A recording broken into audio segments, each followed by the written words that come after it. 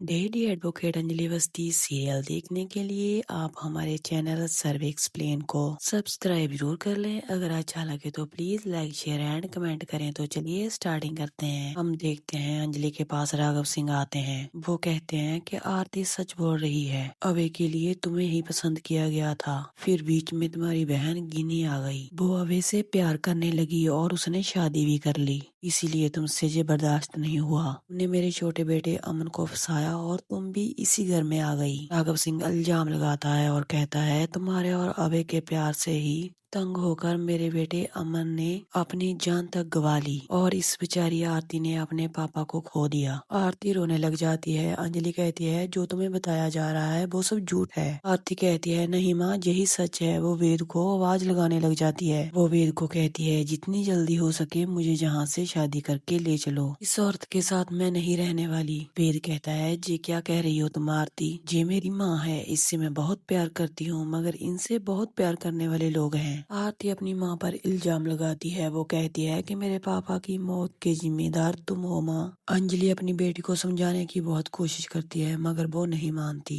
आरती वेद को लेती है और वहाँ से चले जाती है। अंजलि राघव सिंह से पूछती है आपने उनसे झूठ क्यों बोला। राघव सिंह कहता है कोर्ट में तो तुमने मुझे हरा दिया मगर घर के अंदर मैं ही जीतूंगा। आगे हम देखते हैं गिन्नी का गुस्सा भी अभी कम नहीं हुआ। वो कहती है मैं राजपूत खानदान को बर्बाद कर दूंगी। ये जो शादी हो रही है शादी नहीं बर्बादी होगी। तभी यह गुंडा आता है। वो कहता है छोटी रानी वो पद्मा बहुत हंगामा कर रही है। वहाँ हम देखते हैं आरती अपने नानू के गले लगकर रोने लग जाती है। उसके नानू पूछते हैं क्या हुआ। आरती कहती है नानू क्या मेरी माँ अभय चाचू से बहुत प्यार करती थी। नानू तुम चुप क्यों हो, बताओ ना, क्या उन दोनों के बीच कोई नाजायज रिश्ता था। गणेश अवस्थी कहते हैं ये सब तुझे किसने बताया। वेद कहता है कि राघव सिंह ने खुद बताया है। आप सब लोग मिलकर इसे इतनी तकलीफ क्यों दे रहे हैं, टूटकर बिखर जाएगी ये। गणेश अवस्थी कुछ बताने वाले होते हैं तभी उनको गिनी का फोन आ जाता है। गणेश अवस्थी उससे पूछते हैं कौन बोल रहा है। गिनी उन्हें कहती है आपको तो मेरी आवाज पहचान लेनी चाहिए थी, वैसे मैं आपको क्या कहकर बुलाऊं, गणेश अवस्थी या फिर पापा। गणेश अवस्थी कहते हैं मैंने तुझे सही पहचाना, मैं तुम्हारा बाप हूँ। गिनी उन्हें कहती है लेकिन अब मैं रानी बन गई हूँ किसी दूसरे घर में। वैसे अंजलि की शादी अभय के साथ अभी तक हुई नहीं। गणेश अवस्थी कहते हैं क्या बकवास कर रही है तू। गिनी कहती है यही तो होना था, प्यार करते हैं ना वो दोनों एक दूसरे से। गणेश अवस्थी कहते हैं जवान संभाल कर बात कर। गिनी कहती है आपको पता है आप किससे बात कर रहे हैं, मैं रानी माजूमदार हूँ। आपको, आपके घर को और राजपूत खानदान को मिनटों में खरीद सकती हूँ मैं। बहुत पैसा है मेरे पास मगर है नहीं तो सुख नहीं है मेरे पास, मांग में सिंदूर नहीं है। मैं भी सुख चाहती थी, मंगलसूत्र चाहती थी, घर गृहस्थी चाहती थी, मगर मुझे ये सब कुछ नहीं मिला। वो कहती है मैं आरती की शादी नहीं होने दूंगी, सब कुछ जलाकर राख कर दूंगी। गणेश अवस्थी कहते हैं जी क्या बोल रही है तू, आरती की शादी नहीं होगी। तभी वहाँ पर अंजलि आती है, फोन उनसे ले लेती है और गिनी से कहती है आरती की शादी रुकवाना तो तेरे बस में क्या, भगवान के बस में भी नहीं है। तेरी औकात ही क्या है।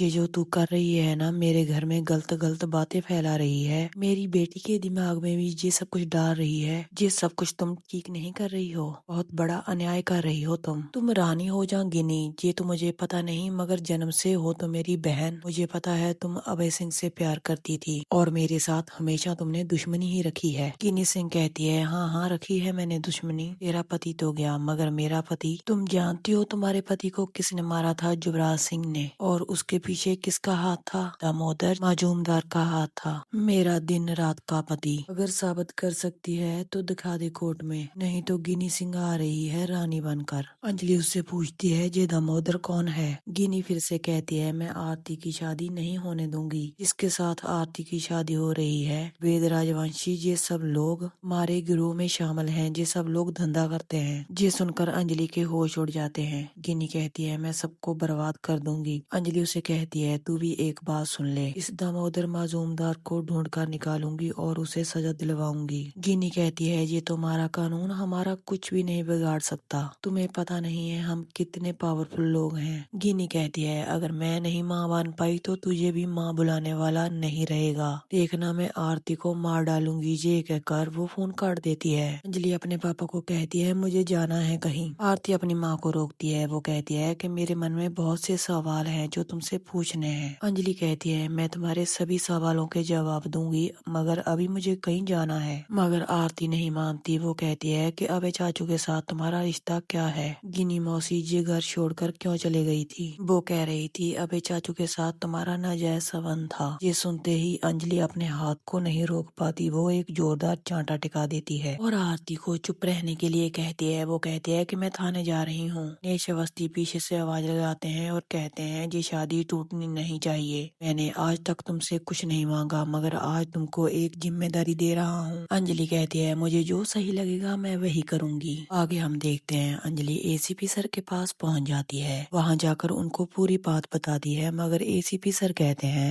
ये सब छोड़िए, घर में 2 दिन के बाद शादी है। आप पूरी जिंदगी माँ का कर्तव्य नहीं निभा पाई हैं। कम से कम अब तो माँ का कर्तव्य निभाइए। जो बीत गया है अब वापस नहीं आने वाला है। ना ही अमन सिंह राजपूत आने वाले हैं और ना ही मुझे लगता है पद्मा ढूंढने पर भी मिलेगी। इससे अच्छा है आप अपनी बेटी को खुशी खुशी विदा कीजिए। अगर अंजलि कहती है मुझे पद्मा चाहिए और दामोदर मजूमदार का पता भी चाहिए। एसीपी सर कहते हैं वो एक बहुत खतरनाक आदमी है। ऐसा कोई जुर्म नहीं है जो उसने नहीं किया हो। मेरी बात समझने की कोशिश कीजिए। अंजलि नहीं मानती। वो कहती है कि मुझे कोई ना कोई क्लू दीजिए जिससे मैं उसको ढूंढ सकूं। प्लीज सर, एक माँ आपके सामने हाथ जोड़कर विनती करती है, मेरी मदद कीजिए। मेरी बेटी मुझे गलत समझ रही है। अगर मैं ठीक रहती तो उसे जरूर सिखाती कि जिंदगी में गैर कानूनी काम नहीं किया करते। एसीपी सर कहते हैं ठीक है, एक नंबर मैंने बहुत मुश्किल से जुगाड़ा है, मगर बी केयरफुल, वो बहुत खतरनाक आदमी है। उसे हल्के में मत लीजिए। वो चंद्रभान ठाकुर या युवराज सिंह ठाकुर नहीं है।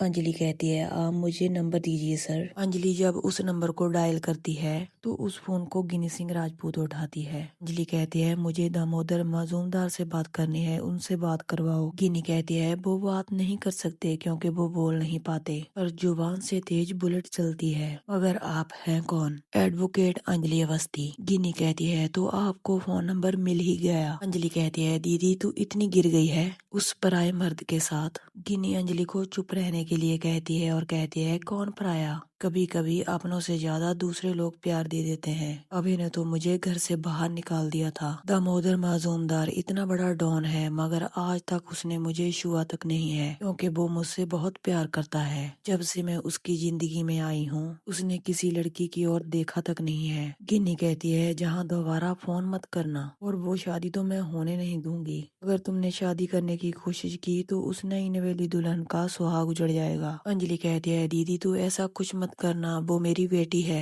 गिन्नी कहती है मेरा भी तो भरा बुरा बर्बाद था, मगर तुमने बसने नहीं दिया। अंजलि उसे कहती है मैं तुम्हारी इन धमकियों से डरने वाली नहीं हूँ। मुझे पद्मा भी चाहिए और दामोदर मजूमदार भी। अंजलि कहती है तुम्हें पता नहीं है मैं क्या कर सकती हूँ, कानून में कितनी ताकत होती है। गिन्नी कहती है कुछ नहीं कर पाएगा तेरा कानून। गिन्नी फोन काट देती है और उसके बाद फूट फूट कर रोने लग जाती है। दामोदर माजूमदार सच में कुछ बोल नहीं पाता। वो माथा पीटने लग जाता है। वो पूछता है कि तुम रो क्यों रही हो? तो दोस्तों यहीं पर इस धमाकेदार एपिसोड का एंड हो जाता है। गिन्नी उस माजूमदार के साथ मिलकर क्या करने वाली है, आगे के एपिसोड की अपडेट लेकर हाजिर होंगे। तो कल मिलते हैं।